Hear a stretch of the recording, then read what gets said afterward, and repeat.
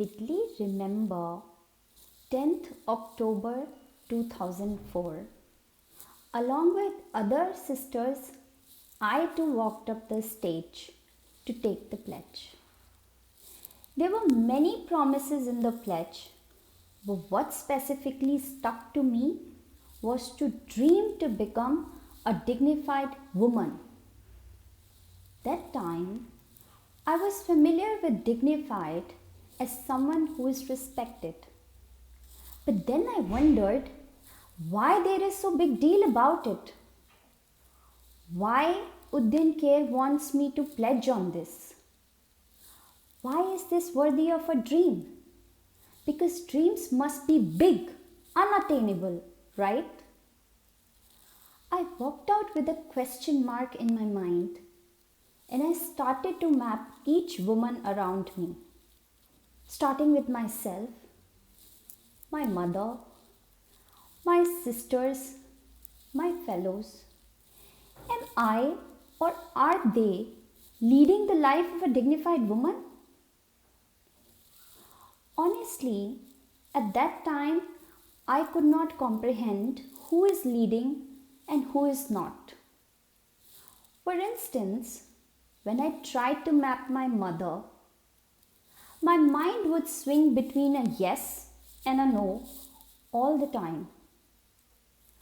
On one hand, she is respected by her children. For us, she is a godly figure. But whenever I got reminded of traumatic events she has faced, I would get numb. She was not privileged to take any of her life decisions, whether it was about her education, how many kids she should have, should she join the workforce, and some days, even if she will have a meal or not, was dependent on people who controlled her life all along. To me, this was very confusing. And from there on, my quest to comprehend who would qualify as a dignified woman started. And here I stand to share that I believe I am living the life of a dignified woman, my dream of a dignified woman. Hello friends, I am Kanchan, founder of Shalini Talks, and I will take you through my perspective on being dignified, where do we stand as a community, and how Shalinis and the tribe can play a much larger role and become a stronger enabler for the community. Over last 15 years, my life took me to significant places. I went to top institutions. I worked for leading companies. I advised CXOs in solving complex problems. I coach passionate individuals. I also play a key role in influencing family decisions. And with this, I have come to an indicative understanding that dignified is synonymous to getting the seat at the table. This seat could be with respect to your personal lives, such as what do you study, who do you become, do you marry, who you marry, and so on. And also, it's related to your professional or working lives. Are you allowed to speak or lead in a meeting? Does your existence get noticed by your fellow colleagues? Do you believe that you significantly steer your growth journey? There are infinite scenarios we all live on a daily basis. Do you believe that you are perceived as one who has the ability to make or influence decisions? With this clarity, when I map my mother, I believe that in all her life-defining situations, she was made to sit against the wall, and sometimes even behind the wall. All the seats were occupied by others. She was time and again pulled back and not allowed to rise. And I claim when she looks at me, she sees her own dreams thriving. I chose to tell you this story because this is the reality for many women in the community.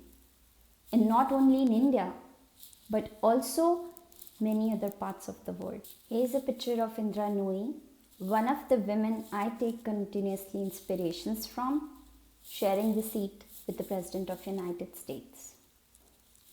So, what can enable us to get and hold this seat? In my perspective, there are three key enablers.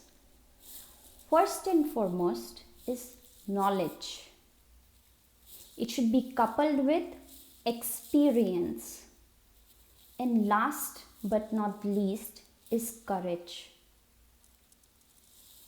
Even when you have the requisite knowledge and experience, life may pose certain situations where you believe you are deserving and you have tried what was in your capacity, but there are still some barriers you could not break.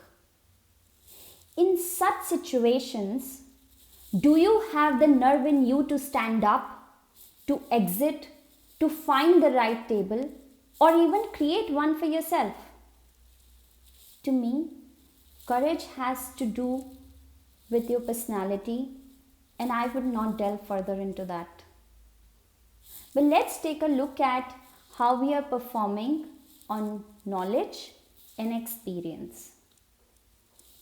For this argument, let's say that knowledge is a function of education and experience is a function of economic participation, and see how we are performing on both of these for India.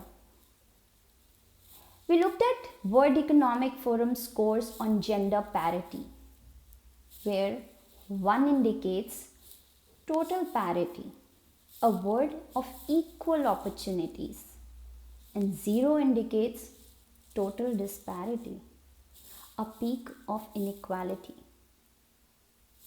Over last 15 years, I believe we have done a fair job on closing the parity in education. Our scores have risen by almost 20%, and now we are very close to 1. We have more girls than boys at each level. Similarly, if we look at scores in economic participation, our scores have fallen down by 10% for the same period. They say it will take 12 years to close the gap in education and 260 years to close the gap in economic participation. I'm sure none of us would be living to that day. But why? Why there is a gap? Why the rise in education is not seen in economic participation? Because there is a significant drop in transition. The cost of this disparity is huge. A McKinsey report reveals that a whopping $700 billion could be added to India's GDP. Quarter of our GDP, right? And globally, it is anywhere between 12 to 28 trillion. Therefore, I'm convinced that we need to accelerate the path for women. We need to show them what it requires, how it can be achieved, so that each one can rise and shine beyond her capacity. Beti Bachao, Beti Padhao और अब समय है बेटी बढ़ाओ. Now, you may wonder why Shalinis are fit to take up this challenge. We did a survey with a smaller group of Shalinis to understand their impact on personal, economic, and on community. And we came to insights which defy to all the stats which I was mentioning earlier. On an average, a senior Shalini has risen the family income by 30 times. 90% of our Shalinis claim that they own their life decisions. Friends, I want to emphasize this. Being educated and being empowered are two very different things. And most importantly, we take immense pride that an average senior Shalini is influencing or shaping 10 to 15 human lives at any given point in time. Collectively, we are a tribe who has risen from a weak girl to a power woman. We are a tribe who has embraced diverse fields such as management, science, medicine, arts, and so on. We are a tribe who's a proven success. Each of us are leading our forts from the front. And this is the reason we believe that we hold a unique woman capital which must be spread across India and globe. Their stories are going to be your stories. Your story was her story, and thus these matter to you and me. Shalini Talks aims to inspire any disadvantaged woman who even has tiniest spark within. Shalini Talks aims to create a new wave of instilling faith and accelerate women on path of dignity. Shalini Talks aims to become the leading platform to showcase women influencers from the community.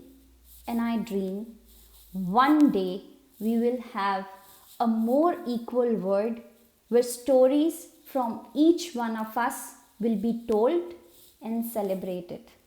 Thank you.